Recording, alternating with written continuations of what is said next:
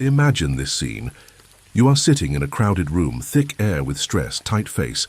Eyes are looking at each other with suspicion. Many words remain unexpected, yet they hang in the air, shout silently.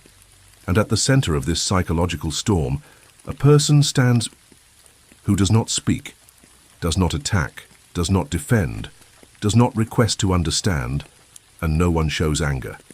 He just remains silent. But this is not a weak silence. This is the silence to know.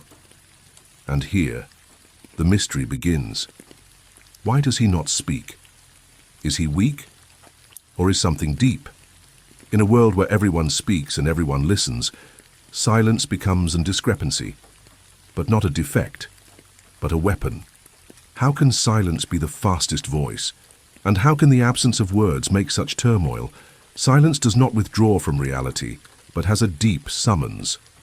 This is the place that allows the true meaning to emerge. Empty is still filled. Quiet, still terrible. Sometimes we do not require more words, but a deliberate silence, such as an invisible hand grip, stable yet strong.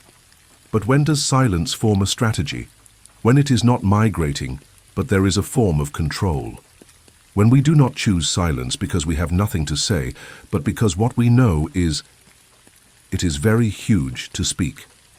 In moments of conflict, silence becomes a mirror in which the other sees his own stress, anger, and anxiety. Those who are unaware of insult are untouched by provoking, are afraid. There is a silence of exhaustion, and the guru's silence. The first is retreat. Second, command. This is the silence of the person who controls the rhythm of the fight without entering any time. The silence of the person who knows that the power is not in raising anyone's voice, but to silence everyone without whispering. Now imagine that you are in a crowded room, listening to someone speaking in front of you. When they smile, you smile. When they bend forward, you do the same inadvertently. You match the rhythm of their speech, reflect their gestures. No joke, just harmony.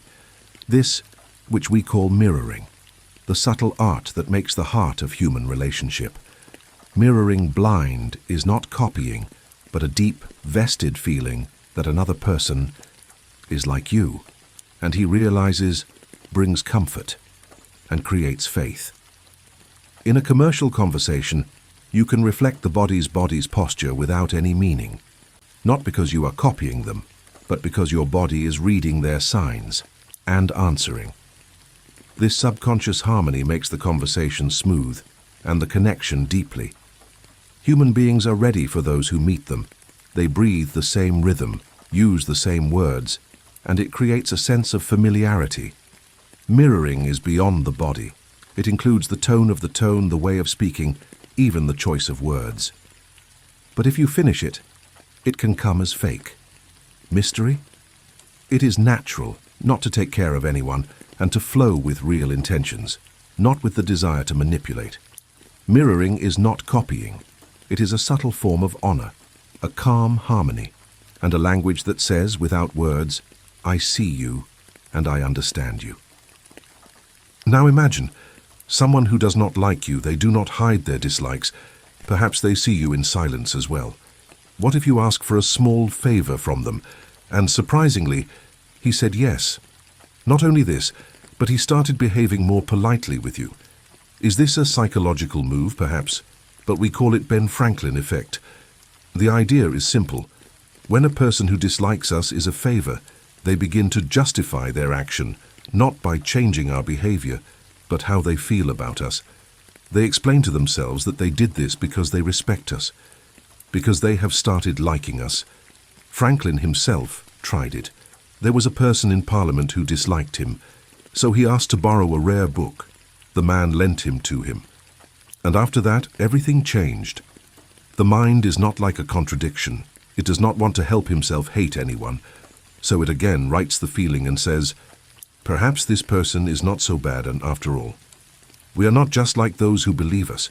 We like those for whom we do favor. We feel an emotional investment in them.